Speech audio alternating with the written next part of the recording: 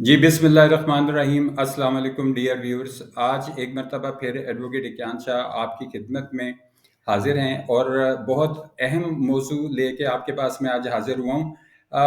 मेरी और मेरे नाजरीन की बहुत खुशकिस्मती है कि आज एक मरतबा फिर हमें advocate high court Shahbaz Murtaza Ansari साहब जो है वो ज्वाइन कर रहे हैं और हम इनके एक तवील तजर्बे से जो है हम फ़ायदा उठा सकते हैं। मैं ये बताता चलूँ कि इस वक्त न सिर्फ पंजाब भर में बल्कि पूरे पाकिस्तान में जो है SN लॉ की जो ब्रांचेस है वो मौजूद हैं और ये तमाम किस्म के जो फैमिली और सिविल मैटर्स हैं ये उनको बखूबी जो है वो देखते हैं। तकरीबन अगर मैं ये कहना चाहूँ कि इस वक्त पाकिस्तान में जो सफ़े अव्वल के वकला हैं उनमें से एक जो है वो उनका नाम शहबाज मुर्तज़ा अंसारी साहब है। ये साथ में आपको बताता चलूँ कि इस वक्त हम इस चीज़ में अपने आप को भी बहुत खुशकिस्मत तसव्वुर करते हैं कि जो बहुत बड़ा मसला इस वक्त आता है वो इस चीज़ का आता है कि जिस वक्त कोई भी साइल अपने किसी कानूनी मसले की सूरत में सही कॉम्पिटेंट प्रोफेशनल तक नहीं पहुंच पाता, ये सबसे बड़ा मसला आता है। तो मैं इस ज़िम्न में ये चीज़ ज़िक्र करता चलूँ आपके साथ कि अगर आपने अपने किसी कानूनी मसले में एक कॉम्पिटेंट प्रोफेशनल को राब्ता कर लिया तो समझ लें कि आपका आधा मसला वहीं हल हो जाता है। तो ये उन तमाम नाज़रीन की और मेरी बशमूल मेरे ये खुशकिस्मती है कि आज हम advocate high court Shahbaz Murtaza Ansari साहब जो SN लॉ के रूह रवां हैं वो हमारे साथ इस वक्त मौजूद हैं और नहायत ही अहम मौजू के ऊपर जो आज गुफ्तगू होने वाली है वो विरासत से मुतल्लिक है। तो सबसे पहले मैं इस चीज़ के बारे में जानने से पहले मैं दरख्वास्त करूँगा advocate high court Shahbaz Murtaza Ansari साहब जो हमारे लिए एक इंस्टीट्यूशन का दर्जा रखते हैं और हमारे उस्तादों में से उस्ताद हैं। तो मैं इनसे गुजारिश करूँगा कि वो इस चीज़ पे जो रोशनी भी डालें और हमारी इसमें रहनुमाई भी फरमाएं कि ये चीज़ जो है ये बहुत सारे हलकों के अंदर जो है ये काबिल बहस रही है और आज भी ये काबिल बहस है कि क्या कोई पोता अपनी दादा की विरासत में से हिस्सा ले सकता है या नहीं। तो सबसे पहले मैं ये गुजारिश करूंगा कि पहले तो हमें सर आप ये फरमाइएगा कि ये मामला है क्या और ये शुरू कैसे हुआ है। जी शुक्रिया क्यार साहब आपका। आपने मुझे जो है मदऊ किया और मैं इस टॉपिक पे बताने से पहले थोड़ा सा मैं बताना चाहूँगा कि मैंने मेरे एक जो यूट्यूब चैनल है जिसमें मेरे लेक्चर्स होते हैं, 100 से ज़्यादा लेक्चर्स मौजूद हैं लीगल इश्यूज़ पर, और इसके अलावा मेरा शाम को 7 से 9 के दरमियान जो मेरा व्हाट्सएप नंबर है 0333618101, उस पर मैं मशवरे भी यानी दुनिया भर से जो पाकिस्तानी है वो मशवरा कर सकते हैं मुझसे। इस पर ये 2 घंटे में मैं लोगों के लिए ही बैठता हूँ, तो इसलिए किसी का कोई लीगल इश्यू तो वो मुझसे बात भी कर सकते हैं। अब आ गया जनाब ने जो सवाल किया है, बड़ा अच्छा सवाल है कि ये मामला इनफैक्ट है क्या पोता-पोती की विरासत वाला इश्यू? ये सर शरीयत में सूरत कुरान पाक की सूरत अल-निसा है, आयत नंबर 11 है। उसमें मय्यत की विरासत बता दी गई है। सबसे पहले तो मैं अपने जो व्यूअर्स हैं उनको ये बता दूँ कि विरासत मय्यत की होती है, ज़िंदा बंदे का कोई वारिस नहीं होता। यानी अगर मेरे वालिद साहब अगर हयात है तो मेरा उनकी जायदाद में कोई हिस्सा नहीं है, और इस तरह मेरे जो बच्चे हैं उनका मेरी जायदाद में कोई हिस्सा नहीं है। जब किसी का दम निकलता है तो उस वक़्त उसके वारिस करार पाते हैं, और सर जो सूरत अल-निसा में मय्यत की विरासत बयान कर दी गई है तफ़सील के साथ, और इसी सूरत में दीगर भी जो मसाइल हैं विरासत के बारे में वो बयान किए गए हैं। तो ये सूरत मुबारका है उसका तर्जुमा जो वो ये है, अल्लाह तुम्हें हुक्म देता है तुम्हारी औलाद के बारे में, बेटे का हिस्सा 2 बेटियों के बराबर है, फिर अगर निरी लड़कियाँ हों, अगरचे 2 से ऊपर तो उनको तरका की 2/3, और अगर 1 लड़की हो तो आधा, और मय्यत के माँ-बाप को हर एक को तरके से छठा। इसी तरह जो बीवी का हिस्सा है, बेवा का हिस्सा जो होता है वो 8वां हिस्सा होता है। तो शरीयत ने मय्यत के जो बुनियादी वारसान हैं वो बता दिए गए हैं, यानी मय्यत के वारसान में उसके वालिदैन, बेवा या रंडवा और औलाद शामिल है। इनकी मौजूदगी में कोई दूर का वारिस नहीं हो सकता। यानी बहन-भाई भी उस सूरत में वारिस आते हैं मय्यत की, जब मय्यत की अपनी औलाद नहीं होगी या मय्यत की सिर्फ बेटी या बेटियाँ होंगी, उस सूरत में बहन-भाइयों को भी कुछ जा सकता है। तो एक असूल तय पा गया इस आयत मुबारका के तहत कि जब ये वारिस होंगे वालिदैन, बेवा या रंडवा और औलाद, जब ये वारिस होंगे तो कोई दूर का वारिस नहीं हो सकता। अच्छा, अब यहाँ मसला ये आ गया कि जैसे एक आदमी है, फर्ज या, करते हैं। या थोड़ा सा आपको टोकना चाहूँगा, थोड़ी रिकॉर्डिंग के अंदर जो एक चीज़ दुरुस्त करना चाहता हूँ। मैं चाहता हूँ हम अपनी गुफ्तगू यहीं से शुरू करेंगे। मुझे थोड़ा सा बस 2-3 सेकंड दीजिएगा, मैं जरा इसको दुरुस्त कर लूँ। जी सर, सॉरी, वो आपको बीच में मैंने टोकना, माजरत चाहता हूँ, रिकॉर्डिंग का थोड़ा सा इशू था, वो रिजॉल्व हो गया। तो हम अपनी गुफ्तगू वहीं से शुरू कर रहे हैं जहाँ से भी आप फरमा रहे थे। चुनाचे कुरान पाक की सूरत निसा के तहत ये तय पा गया, बता दिया गया कि मैयत के कौन वारिस होंगे और उनकी मौजूदगी में कोई दूर का वारिस नहीं होगा। अच्छा, अब यहाँ ये मसला आ गया, ये एक सवाल आ गया कि अगर एक शख्स, उसके 5 बेटे हैं, आगे उसकी हर बेटे की 5-5 औलादें हैं, तो अगर बिलफर्ज उस साबित हैसियत शख्स का एक बेटा वफात पा जाता है, तो जब उसकी डेथ होगी, यानी वो साबित हैसियत शख्स की, तो उसके 4 बेटे हयात होंगे, जिनके आगे 5-5 बेटे हैं, एक बेटे की डेथ हो चुकी होगी। अच्छा, उस सूरत में क्योंकि कुरान पाक की सूरत निसा के साथ अगर औलाद हो तो दूर का वारिस नहीं होता, तो उस सूरत में पोता-पोती दूर के वारिस करार पाए जाते हैं।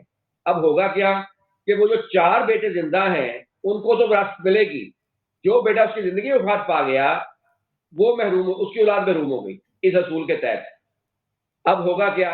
होगा ये होगा कि वो जो 4 बेटे ज़िंदा हैं, एक तो वो ज़िंदा हैं, दूसरा उनकी जो औलाद 5-5 उनकी औलादें हैं सबकी, वो तो अपना हिस्सा ले लेंगी। लेकिन जो यतीम हो गए, एक तो उनका बाप फौत हो गया, वफात पा गया, दूसरा वो विरासत से भी गए। तो ये एक मसला आया, और कुरान पाक में तो बल्कि यतीमों मिस्कीनों के लिए खास तौर पर कहा गया है कि उनका ख्याल रखना चाहिए। तो इसी असूल के तहत मद्देनजर रखते हुए 1961 में दफा 4 जो है वो आई, the Muslim family laws ordinance 1961 में इजाफा किया गया उसमें, और उसमें ये करार दिया गया कि अगर किसी शख्स का कोई बेटा या बेटी उसकी ज़िंदगी में वफ़ात पा जाते हैं। हाँ जी, ठीक है, बेहतर है। अच्छा जी सर, आप ये फरमा रहे थे कि जो इस असूल के तहत जो है, अगर किसी शख्स के 5 बेटे हैं और 5 में से अगर एक ही वफात हो जाए और हर एक के आगे 5-5 बच्चे हैं, तो जो फोत हो चुका होगा इस असूल के मुताबिक उसके 5 बच्चों को हिस्सा नहीं मिलेगा। जी, क्योंकि वो दूर के वारिस हो जाते हैं, जैसे बहन-भाई दूर के वारिस हो जाते हैं औलाद की मौजूदगी में, इसी तरह। तो इस चीज़ को कवर करने के लिए दफ़ा 4 का इज़ाफ़ा किया गया था, the Muslim family laws ordinance 1961 में, और उसमें ये करार दिया गया था कि अगर किसी साबित-ए-जाद शख्स का कोई बेटा या बेटी वफ़ात पा जाते हैं, तो कल को जब उस साबित-ए-जाद शख्स की वफ़ात होगी, तो उसके पोता-पोती भी उसी तरह हिस्सा लेंगे अपने दादा की दाद में, जैसे कि जो उसके दीगर जो बेटे हैं, उनको हिस्सा मिलेगा। यानी उनका बाप फर्ज़ी तौर पे ज़िंदा तस्वुर होगा। जो हिस्सा उन बच्चों के चचा को मिलेगा, वही हिस्सा उनके मरे हुए बाप का कंसीडर होगा, और उस शरई हिसाब से जो फिर आगे जो उनको हिस्सा मिलना होगा, वो मिलेगा। तो ये दफ़ा 4 जो है, ये जो ऑर्डिनेंस 1961 में है, अगर मैं पढ़ देता हूँ, in the event of death of any सन और daughter of the before the opening of succession, the children of such son or daughter, if any, living at the time the succession opens, shall per steps receive a share equivalent to the share which such son or daughter, as the case may be, would have received if alive. तो इसमें उन्होंने करार दे दिया कि वो उसी तरह हिस्सा लेंगे जैसे उनका बाप जिंदा हो। और तो ये जो है मामला, उसके बाद से उनको हिस्सा मिलता रहा पोता पोती को अपने दादा दादी की जायदाद में। लेकिन मसला इसमें तब आया जब इस कानून को चैलेंज किया गया फेडरल शरीयत कोर्ट में, और फेडरल शरीयत कोर्ट ने फैसला पीएलडी एफ 2000 एफएससी पेज 1, उसमें ये करार दिया, इस उन्होंने कानून को खिलाफ शरीयत करार दे दिया, और ये करार दिया कि 1 अप्रैल से ये कानून खत्म हो सबर होगा, और इसके बाद किसी पोता पोती नवासा नवासी को हिस्सा नहीं मिलेगा। अच्छा, इसके बाद इस फैसले को सुप्रीम कोर्ट चैलेंज कर दिया गया। अब आइन के आर्टिकल 203 डी के तहत अगर फेडरल शरीयत कोर्ट का कोई फैसला सुप्रीम कोर्ट चैलेंज हो जाता है, तो वो ऑटोमेटिकली स्टेट सबर होगा, सस्पेंड सबर होगा। लिहाजा अपील पेंडिंग है सुप्रीम कोर्ट, और उसके बाद इसलिए जो ये फैसला मुअत्तल करार पाया, और उसके बाद नवासा पोता पोती वगैरह को हिसाब भी मिल सकता है। अच्छा सर, ये 4 अप्रैल 2023 बताया ना आपने?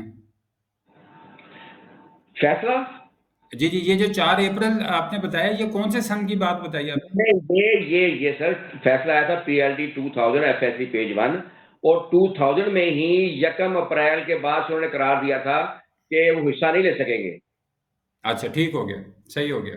2000 میں، لیکن اس کے بعد اس کی اپیل ہو گئی، اور قانون یہ ہے کہ اپیل میں اسٹے کی ضرورت نہیں ہے۔ فیڈرل شریعت کورٹ کے کسی بھی فیصلے کے خلاف اگر اپیل سپریم کورٹ ہوتی ہے تو وہ آٹومیٹک فیصلہ معطل تصور ہوگا۔ معطل تصور ہو گیا، تو اس کا مطلب ہے یہ اب معطل ہے اور ابھی حصہ ویسے ہی مل رہا ہے جو قانون کے مطابق۔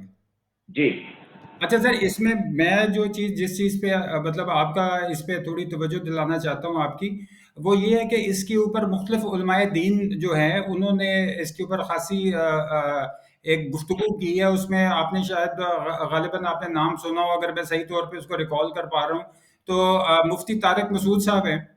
تو یہ مفتی طارق مسعود صاحب، یہ جامعہ بنوریہ یہ کراچی سے ان کا تعلق ہے، تو انہوں نے اپنے ایک بیان میں یہ چیز فرمائی تھی کہ یہاں پر جو ہمارا اسٹیٹ کا، ریاست کا جو قانون ہے وہ ہماری شریعت کے ساتھ متصادم ہے۔ یہ متصادم سے مراد کہ میں ان کے الفاظ تو نہیں بیان کر رہا، لیکن متن کے طور پہ یہ بتا رہا ہوں کہ وہ یہ سمجھتے ہیں کہ چونکہ ہمارے دین میں یہ چیز جو ہے وہ مختلف طریقے سے بتائی گئی ہے اور ہمارے قانون میں ہے، یہ ان کے بیان کے مطابق کہ ہمارے قانون میں مختلف طریقے سے بتائی گئی ہے۔ تو اس میں ذرا تھوڑا سا بتائیں کہ یہ چیز جو ہے یہ کیا ہمارا قانون جو ہے یہ ہماری شریعت کے ساتھ ٹکرا رہا ہے اس وقت؟ سر، پہلی بات تو یہ ہے کہ سارے علماء دین ہمارے لیے قابل احترام ہے، لیکن اوپینین میں فرق موجود ہوتا ہے۔ اکثر آپ جب سنتے ہیں ایون کے مسالے الگ الگ ہیں، ان میں وہ جو تشریح کرتے ہیں تو اس میں باتیں جو ان کی تشریح ہوتی ہے اس میں چیزیں مختلف ہو سکتی ہوتی ہیں۔ تو ہمارے پاکستان میں ایک طریقہ کار طے کر دیا گیا کہ کوئی چیز شریعت کے مطابق ہے یا خلاف شریعت ہے، اس کا ایک پروسیجر موجود ہے۔ آئین کے آرٹیکل 227 میں قرار دیا گیا ہے، آئین جو 1976 میں بنایا گیا تھا، کہ پاکستان میں کوئی بھی قانون خلاف شریعت نہیں ہوگا۔ بالکل ایسے ہی ہے، اب بالکل ایسے ہی۔ اب سوال اس میں یہ آ گیا کہ کیسے پتہ چلے گا کہ کون سا قانون خلاف شریعت اور شریعت کے مطابق ہے؟ اگر علماء دین کی بات ہو تو پھر مختلف اوپینین ہو سکتی ہے۔ آپ دیکھتے ہوں گے کہ مختلف اوپینین مختلف جگہ موجود ہوتی ہے۔ ایون کہ ابھی آپ ریسنٹلی سپریم کورٹ میں دیکھ چکے ہیں کہ ایک ہی نقطے پر 8 ججز کا ویو کچھ اور ہے، 7 ججز کا ویو کچھ اور ہے، بالکل نقطہ ایسے ایک ہی، ہی ہے۔ بالکل ایسے تو ہی۔ اس لیے پھر ایک طریقہ کار طے کیا گیا کہ آئین کا آرٹیکل 203D جو ہے اس کے تحت فیڈرل شریعت کورٹ کا قیام عمل میں آیا، جس میں دین کے، اسلام کے جو جی سر، اب فرمائیے گا۔ تو جو فیڈرل شریعت کورٹ کا قیام عمل میں آیا ہے آرٹیکل 203D کے تحت، آئین کے آرٹیکل، اس میں بھی جو فیڈرل شریعت کورٹ کے ججز ہوتے ہیں وہ کوئی عام ججز نہیں ہوتے، وہ دین کے، اسلام کے عالم دین ہوتے ہیں خود وہ۔ اچھا، پھر اسی آئین کے آرٹیکل میں قرار دیا گیا ہے کہ اگر کوئی قانون خلاف شریعت کوئی شخص محسوس کرے گا تو وہ اس کو فیڈرل شریعت کورٹ میں چیلنج کر سکتا ہے۔ تو فیڈرل شریعت کورٹ پھر فیصلہ کرے گی کہ کیا کوئی قانون خلاف شریعت ہے یا نہیں۔ فیڈرل شریعت کورٹ کو یہ ڈائریکٹ بھی اختیار ہے کہ بغیر کسی اپلیکیشن کے وہ کسی قانون کو دیکھ سکے، اور کسی کی درخواست پر بھی ہے۔ تو فیڈرل شریعت کورٹ نے تو اپنا فیصلہ دے دیا 2000 میں، جو میں نے جناب کو بتایا ہے۔ اب اس کے خلاف اپیل پینڈنگ ہے۔ پھر سپریم کورٹ میں بھی ایک شریعت اپیلیٹ بینچ ہوتا ہے اسپیشل، جو شریعت کے معاملے کو دیکھتا ہے، تو وہ فیصلہ سپریم کورٹ نے بھی کرنا ہے۔ سو میں یہ قانون شریعت کے مطابق ہے یا نہیں ہے، میں اس پر بحث نہیں کر رہا۔ میں تو اب تک کی قانونی پوزیشن بتا رہا ہوں کہ یہ معاملہ ہے کیا، اور قانون کیا ہے، اور شریعت کیا ہے۔ تو باقی فیصلہ سپریم کورٹ نے کرنا ہے، وہاں میٹر پینڈنگ ہے۔ اچھا سر، یہ جس وقت ہم یہ بات کر رہے ہوتے ہیں اور اس میں جو چیز سامنے آتی ہے کہ جی جو پوتا ہے وہ اپنے دادا کی وراثت لے سکتا، تو اس حوالے میں یہ ہے کہ یہ آپ یہ بات پوتے کے حوالے سے کر رہے ہیں، یا کیا پوتا اور پوتی یہ دو مختلف چیزیں ہیں، یا پوتی بھی شامل ہے اس چیز کے اندر؟ سر، نہ صرف پوتی شامل ہے بلکہ نواسا اور نواسی بھی شامل ہے۔ اچھا اچھا اچھا اچھا، پوتا پوتی چاہے دادا کی ڈیتھ ہو، چاہے دادی کی ڈیتھ ہو، چاہے نانا کی ڈیتھ ہو، چاہے نانی کی ڈیتھ ہو، ٹھیک ہو گیا۔ پوتا پوتی نواسا نواسی سب حصہ لے سکتے ہیں۔ اچھا کیونکہ ایک جملہ بولا جاتا ہے کہ پوتے کی وراثت، اس کا مطلب یہ نہیں ہے کہ صرف پوتا ہے، اس میں باقی بھی بچے تمام شامل ہیں۔ مقصد صرف یہ ہے کہ جس بیٹے کی ڈیتھ ان کی یا بیٹی کی ڈیتھ صاحب حیثیت جو شخص کی زندگی میں ہو گئی، ان کے بچے صرف اس بنا سے محروم نہ ہو جائیں اس کی جائیداد سے۔ یہ قانون بنایا گیا۔ جی میں سمجھ گیا آپ کی بات. اچھا سر، اس میں ایک اسی ضمنی طور پہ ایک میرا اس میں مطلب ایک آخری یہ سوال اس حوالے سے یہ ہے کہ پوتا اور پوتی آپ نے گرینڈ چلڈرن بتا دیے کہ نواسا نواسی بھی شامل ہے اور پوتا پوتی بھی شامل ہے. تو اس جی میں سر. جو فوت شدہ جو صاحب ہیں، اگر یہ ان کی بیوہ کا کیا سٹیٹس، قانونی سٹیٹس ان کی بیوہ کا کیا ہے؟ سر یہ بڑا اچھا سوال آپ نے کیا کہ بیوہ کا حصہ نہ شریعت میں ہوگا نہ قانون میں ہے. قانون میں صرف جو ذکر آیا ہے وہ گرینڈ چلڈرن کا آیا ہے، تو بیوہ کا نہیں ہے ذکر. ٹھیک ہے. شریعت میں تو دونوں کا نہیں ہوا. اگر آپ قرآن پاک کی آیت مبارکہ دیکھیں تو اگر ہم قانون کو دیکھیں تو صرف پوتا پوتی نواسا نواسا کا ہے، بیوہ کا حصہ نہیں ہے سسر کی جائیداد میں، تو لوگ وہ سسر کی جائیداد میں حصہ نہیں لے سکتے. اچھا، میں آج اپنے ناظرین کو یہ چیز بتاتا چلوں کہ یہ جو آج موضوع ہم جس چیز کے اوپر بات کر رہے ہیں، اس کے اوپر جو advocate high court Shahbaz Murtaza Ansari صاحب جو ہے، انہوں نے بڑی مفصل گفتگو کی ہے. اور اس میں میں یہ سمجھتا ہوں کہ آج یہ چیز جو ہے یہ بہت سارے لوگوں کو اس کی جو قانونی حیثیت ہے اور اس کا قانونی جو پس منظر ہے وہ واضح ہو گیا ہوگا کہ ہم اس میں کیا چیز جو ہے وہ ڈسکس کرنا چاہ رہے تھے، جس میں آپ کو یہ پتا چلا ہوگا کہ یہ معاملہ ہے کیا، یہ اس میں قانون اور شریعت کا جو ٹکراؤ کی بات کرنے والے لوگ ہیں اس کا کیا معاملہ ہے. اور آپ کو یہ بھی معلوم ہوا ہوگا کہ یہ اس میں صرف پوتا اور پوتی یا نواسا اور نواسی جو ہے وہ صرف شامل نہیں ہے، بلکہ اس میں پوتا پوتی کے علاوہ نواسا اور نواسی بھی شامل ہیں.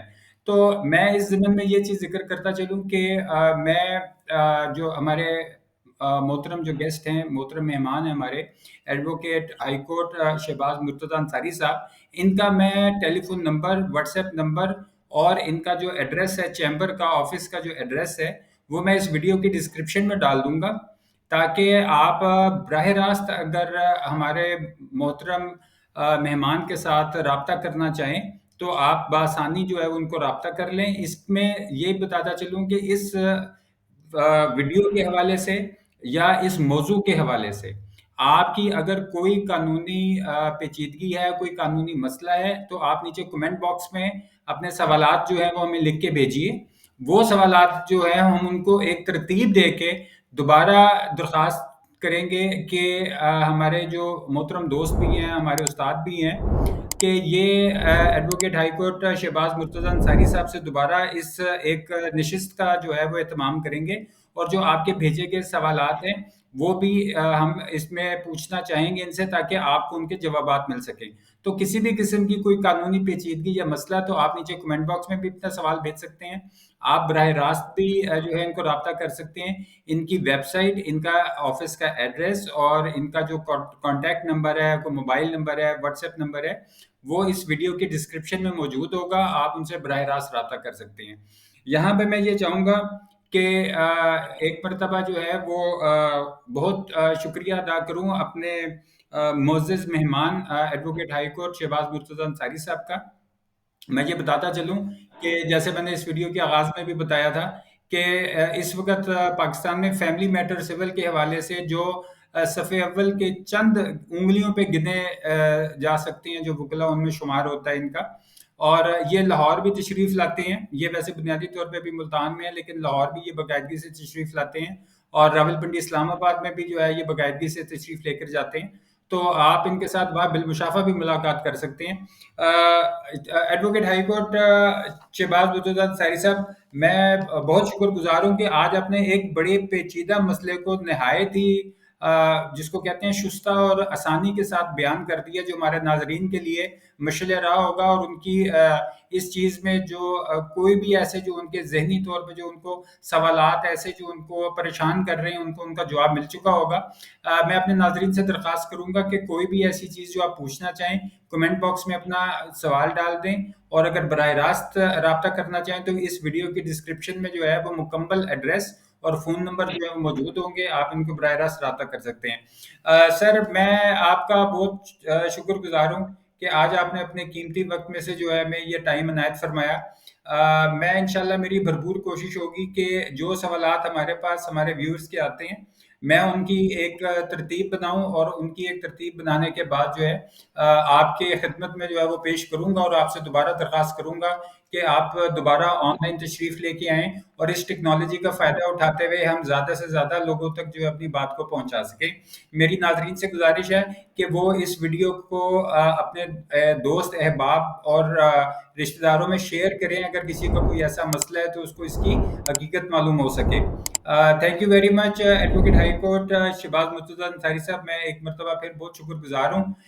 انشاءاللہ ناظرین اپنے گرد و نواح کا اور اپنے اس چینل کا خیال رکھیے گا۔ آپ سے ایڈوکیٹ اکیان شاہ اجازت چاہتا ہے، اگلی ایپیسوڈ میں انشاءاللہ دوبارہ ایک نئے موضوع کے ساتھ دوبارہ ملاقات ہوگی۔ تھینک یو ویری مچ جی، اللہ حافظ۔